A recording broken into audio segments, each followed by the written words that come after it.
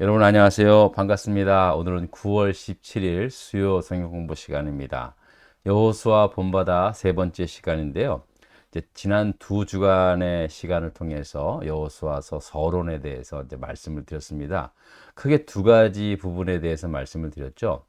첫 번째는 하나님께서 갈대아 우르에서 태어나서 살고 있던 아브라함을 부르시지 않습니까? 그리고 언약을 하시고 아브라함에게 내가 가라고 한 그 땅, 즉 가나안 땅에 들어가서 이제 그곳에 살으라고 명령하지 않습니까? 아브라함은 순종하여 결국 이제 가나안 땅에 와서 살게 되죠.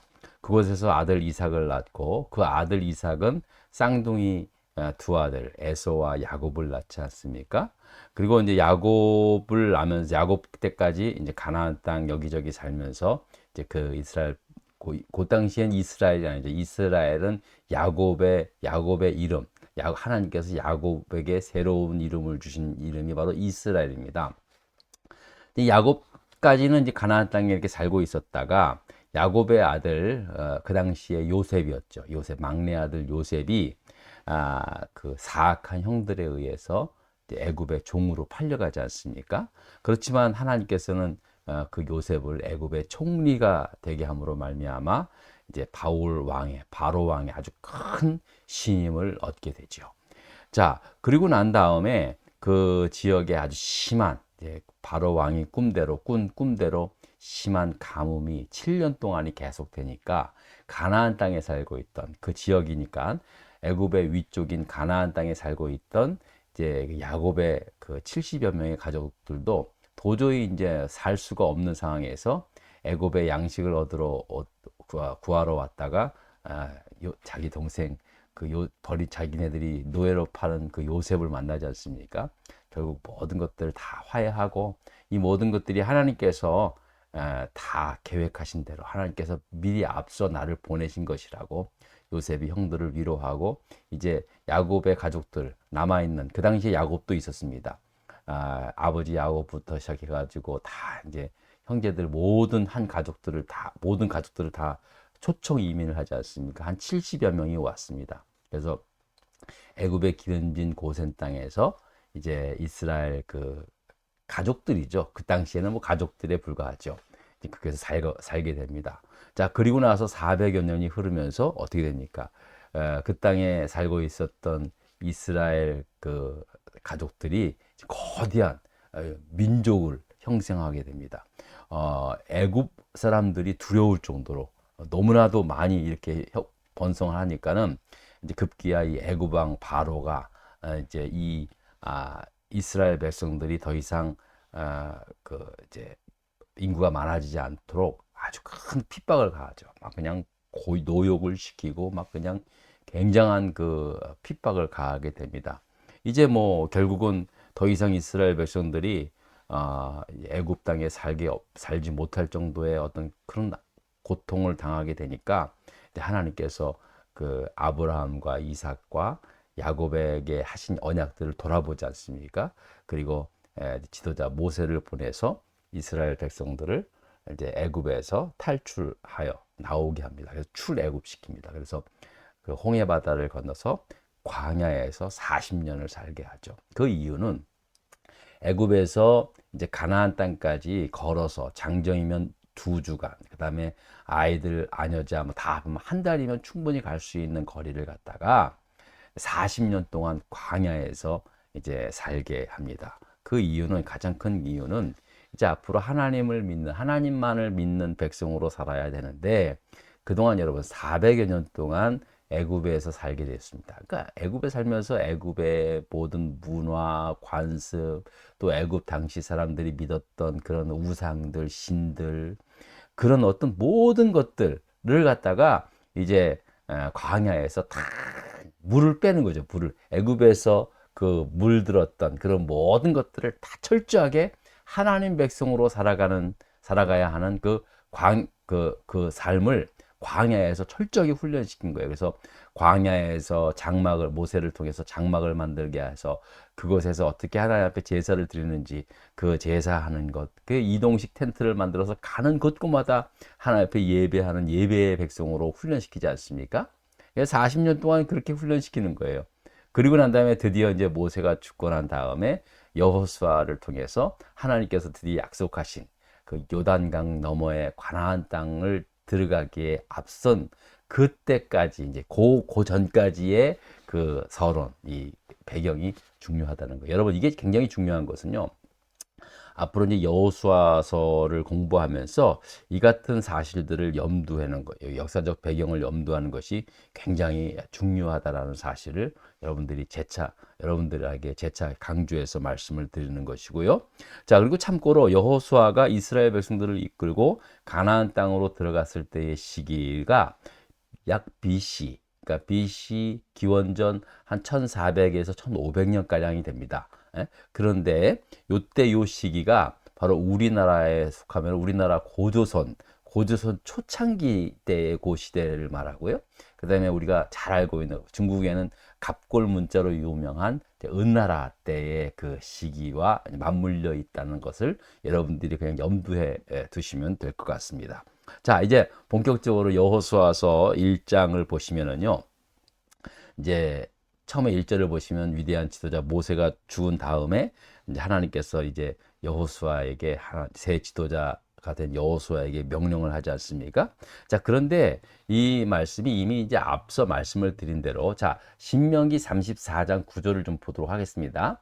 자, 이 말씀을 보시면은요. 모세가 눈의 아들 여호수아에게 안수하였으므로 그에게 지혜의 영이 충만하니 이스라엘 자손이 여호와께서 모세에게 명령하신 대로 여호수아의 말을 순종하였더라. 자, 그러니까 이미 모세가 죽기 전에 여호수아에게 안수하여 이제 모세를 대신할 이제 그 후계자임을 이제 알게 했고, 자, 이제 여호수아는 사실은 그동안 철저하게 그 모세의 그 모생을 수종들면서 이제 지도자로서 이제 계속 훈련을 받게 되는 거죠. 자, 그러면서 이제 하나님 모세가 그 안수하여 지혜의 영이 충만한 이스라엘 자손들을 이끌 수 있는 그러한 하나님의 영으로 이제 충만한 그러한 지도자로 이제 세움을 받게 되었다는 거죠. 이미 모세가 죽기 전에 이제 여호수아가 지도자로 세움을 받고, 그리고 모세가 죽은 다음에 자, 1장 1절을 좀 다시 또 보도록 하겠습니다. 자, 여호와의 종 모세가 죽은 후에 여호와께서 모세의 수종자 눈의 아들 여호수아에게 말씀하였다라고 말씀을 합니다. 그러니까 이제 이제 모세가 죽은 다음에 비로소 이제 하나님께서 여호수아에게 직접적으로 이제 말씀을 하신 것입니다. 자, 어떻게 하나님께서 여호수아에게 명령을 하셨는지 자, 문제 1번을 좀 보도록 하겠습니다. 자, 문제 1번입니다. 여러분들 주보에 있는 문제입니다. 여호와의 종 모세가 죽은 후 하나님께서 여호수아에게 말씀하신 명령들은 무엇입니까? 자, 2절 3절을 보십시다. 계속해서 봅니다. 내 종 모세가 죽었으니, 자, 하나님께서 여호수아에게 말합니다. 여호수아야, 내 종 모세가 죽었으니 이제 너는 이 모든 백성과 더불어 일어나 이 요단을 건너 내가 그들 곧 이스라엘 자손에게 주는 그 땅으로 가라.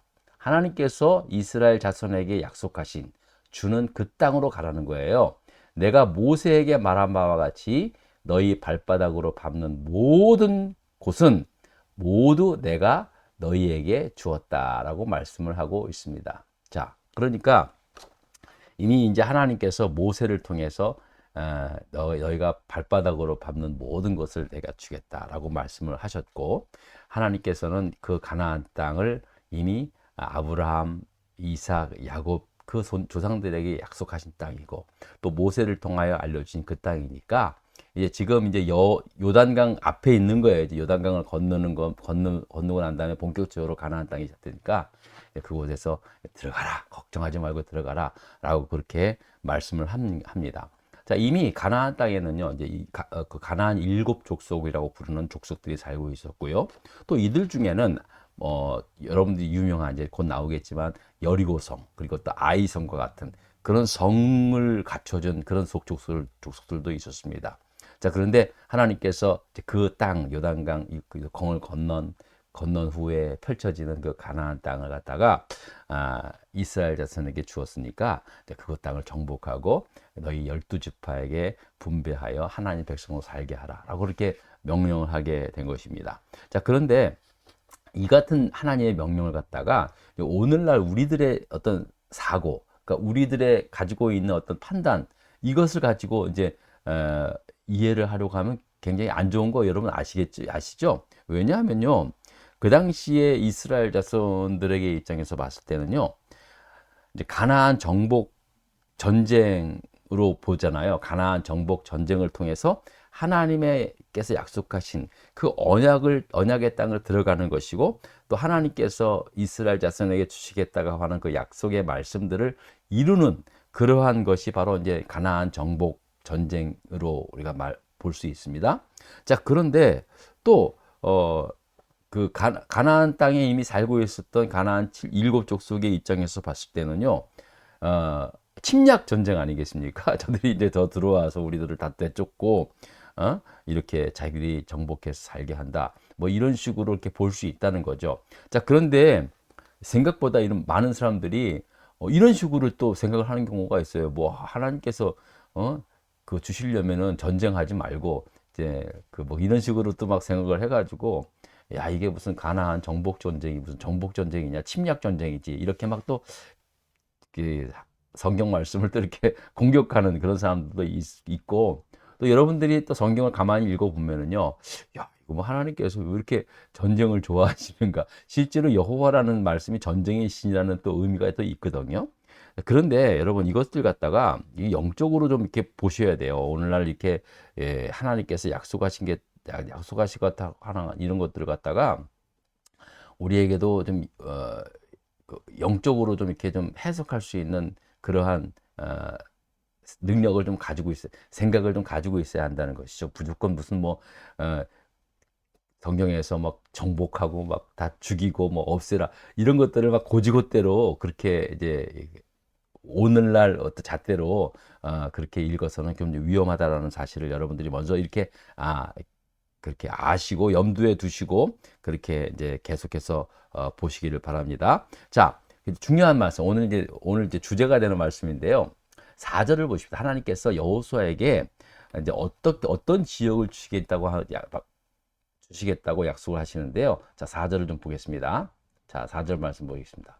자, 곧 광야와 이 레바논에서부터 큰 강, 곧 유브라데 강까지 헷 족속의 온 땅과 또 해지는 쪽 대해까지 너희 영토가 되겠다라고 그렇게 약속을 하십니다.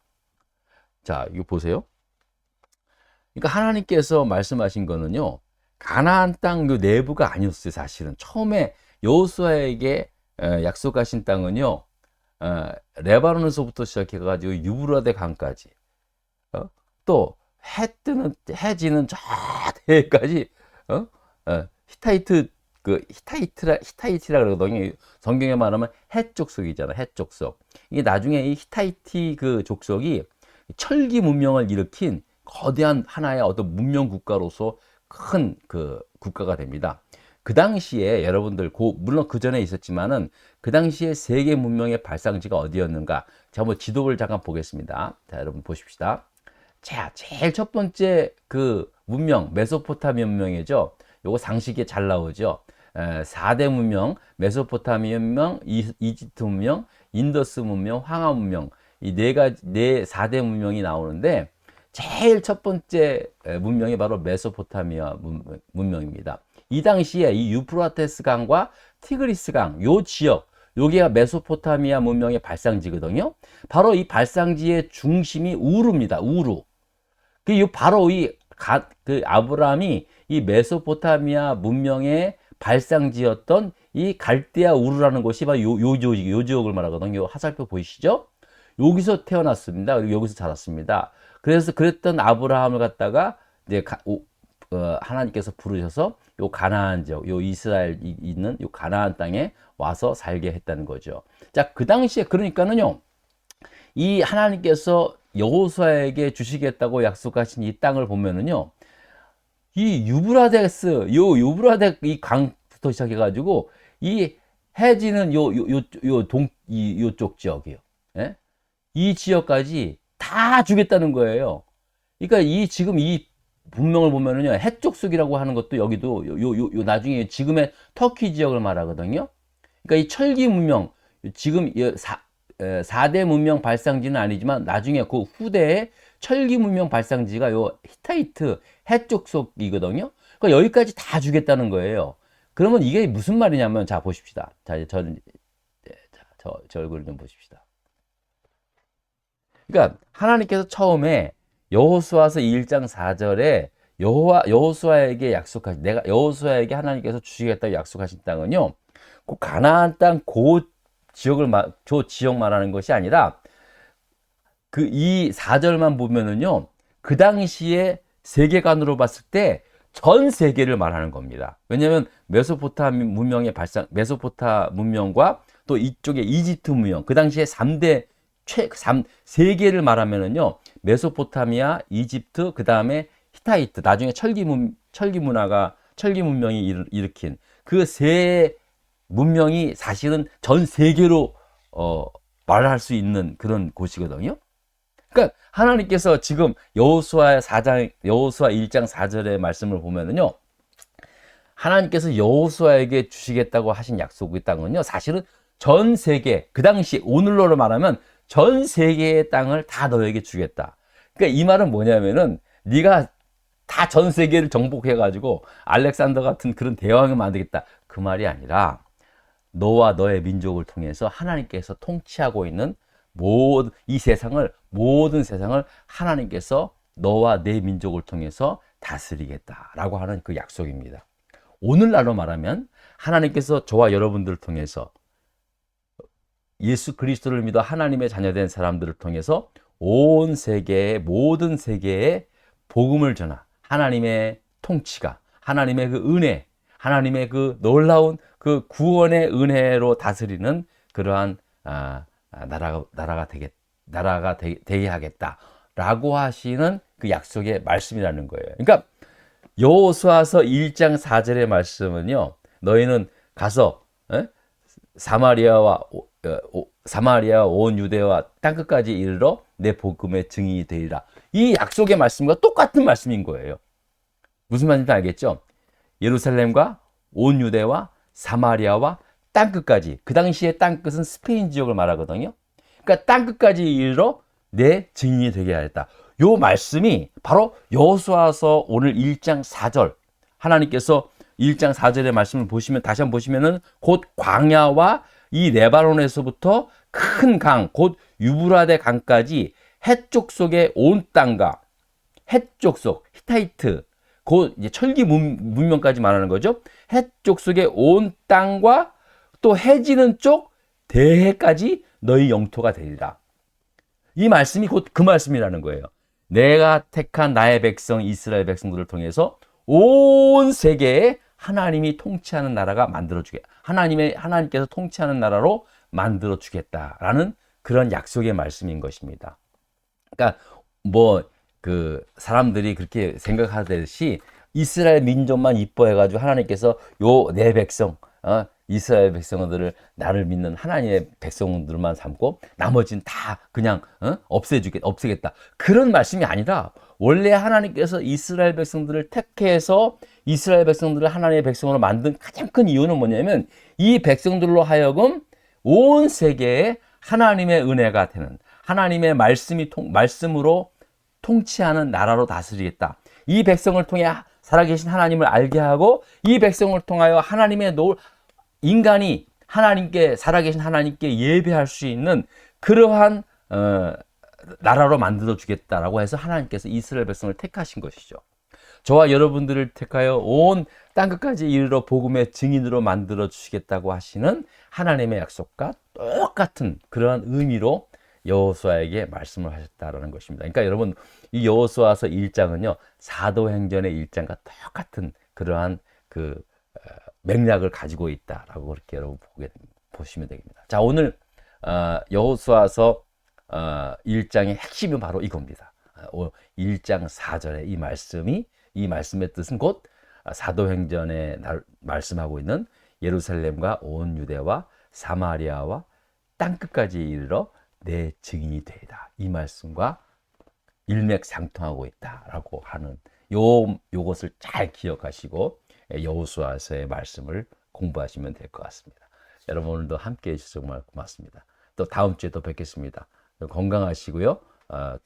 계속해서 아침 저녁으로 이제 좀 추워지는데 여러분 감기 걸리지 않고 이런 코로나가 좀 다시 유행이 된다 그래가지고 좀 걱정이 많이 됩니다. 기도하면서 여러분들 건강 잃지 않고 또 이번 주일 또 뵙겠습니다. 고맙습니다. 감사합니다.